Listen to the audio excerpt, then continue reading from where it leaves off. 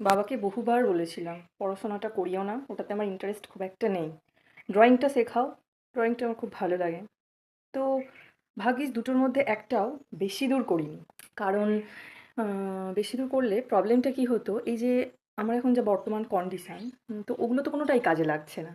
পড়াশোনাই বলো আর ড্রয়িংটাই বলো, কোনোটাই কাজে লাগছে না।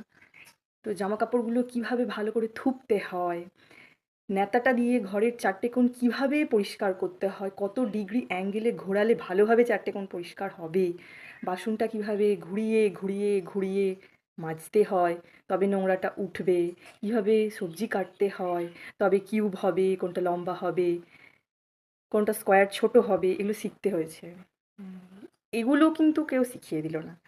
খালি পড়াশোনা, আঁকা, গান এগুলো কর। তাহলে এগুলো কে শেখাবে?